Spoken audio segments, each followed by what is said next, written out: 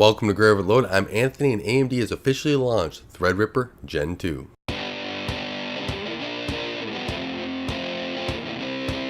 So Threadripper Gen 2, I'm very excited for. I can't wait for to see it out and being used.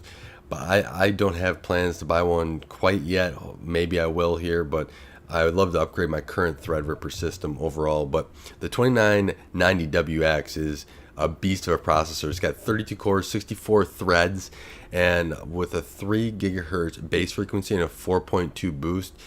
That's very impressive, especially with a processor with that many cores in it. 64 megs of L3 cache and 250 watts. Going to start retail at it's $1,799. Available next week, August 13th. So if you're looking for that processor, you want that many threads, go out and get it next week. I think pre-orders start today, I believe, if you want to go pre-order it. The next processor that they have in this lineup is going to be the 2970WX, 24 cores, 48 threads, 3 gigahertz based like the 32 core as well, and a 4.2 gigahertz boost, same as the 32 core there as well. 64 megs of cache, and again it's 250 watts, and that's going to be $1,299 is the suggested retail price on that as well. October 2018. So October 2018 is the month it will be released. So as this gets closer, I'm sure AMD will put that date out there. But we have to wait a couple months if you want that processor. Then we have the Risin Threadripper 2950X. It's replacing the current 16 core 32 thread part, which is the 1950X. But this one is going to still have the same cores and threads, 16 and 32, but have a base of 3.5 and a boost of 4.4. So a much higher boost overall. 32 megs of L3 cache, 180 watts, and that's going to only retail for $899. That's going to be available August 31st, 2018. So later this month, we'll be able to get that started to ship to us as well. Then we have the 2920X. So this is going to be a 12 core, 24 thread part, 3.5 gigahertz base, 4.3 boost, 32 megs of cache, 180 watts, $649 is the suggested retail price on that, and that is also going to be available in October 2018. So we have the 24 and the 12 that are going to be available in October. The other two will be available this month, and the 32 is going to be available next week, so we can get our hands on that. Now, a couple of things about this processor that's really interesting is that it's also using the Zen Plus core architecture that AMD released on the other Ryzen 2 parts earlier this year. So you get some benefits of the 12 nanometer, you get the better boost algorithms and everything else AMD implemented into the Ryzen line is also now going to be available to the Threadripper line. So I think that's partially why, with this refinement in processing, the better boost algorithms is why the 12 and the 16 core are getting way better boost overall. What's really exciting is that you're still getting a 4.2 gigahertz boost on a 24 and a 32 core processor. That's pretty impressive. Now, overall, the current motherboards will be compatible. I have my questions on how compatible they are. I'm sure that if you were going to throw a 32 core in there, that it would push the VRMs, especially on those boards. Now, Asus is selling, I believe, a VRM cooler that you can attach to, and that might be an option for some. I do have the MSI Gaming Pro Carbon, so they didn't really do anything new. They came out with a new creation board, and that one looks pretty impressive overall. I would like actually to get my hands on that because I've been so impressed with the current MSI board I have that and that would be very interesting. And then also the new I'd actually go for probably the 32 core. I do like to play games, but I do a lot of creation, a lot of coding as well that can use a lot of those threads.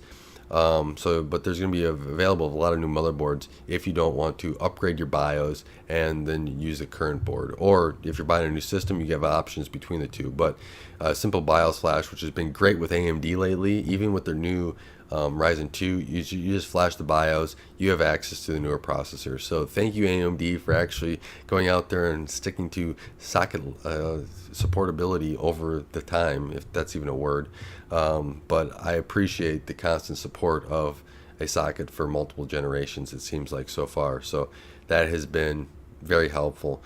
But they also announced the air cooler from Cooler Master. So the Threadripper, I believe it's called, and that can be attached if you want air cooling. It's got RGB, it's got everything you want on there. Very cool product. I know I'm using liquid cool on this one. I'm actually thinking about doing a loop. I'm thinking about doing a loop just for the CPU for right now. Maybe add the graphics card in a little bit later. But that's something I'm looking into overall. Let me know if you guys got recommendations on that, and I will be sure to look at them as I'm going through the process of deciding if I really want to do it. I think it'd be really kind of fun, and good to do overall. But that's just a process I've started now. Let me know if you guys have any comments on that. But overall, what I'm really excited about in this Threadripper, and I've kind of mentioned it throughout the video, is that these more cores is pushing Intel. And I can't wait to see what Intel comes out with for cores and threads that we get to tackle and kind of go after and use that product as well. Especially for work, I use both product lines, especially since I got this high core count. But we got the development side of it where, all the time I'm looking to use more cores, more threads, testing, building software, all that sort of stuff. That's one thing that we're always looking for. Also with the creativity side, a lot of these, there's people out there that are way better than me at creativity, and I'm so excited to see what they kind of go through and use these products for, with everything from creating movies and modeling and everything else. I mean, I'll group in and probably do 3D modeling separately overall, but you do have the 3D animations and all this stuff that people can do with more processing power. It's going to be fun to see, and in smaller and smaller systems overall, it's going to bring it down be more accessible to everybody else. But 3D modeling, I want to add that one in there. There's a lot of stuff people do with that can be hugely beneficial, especially on getting more processing power, more local, allows people to do stuff more often and do stuff in their spare time or whatever they want to create more, cool trinkets or innovate on stuff. But then you also have engineering, depending upon what they're designing, what they're simulating overall. This could be a huge product, especially to bring some newer technologies that are out there and help them move along as people develop upon them and create more technology for us to use as consumers.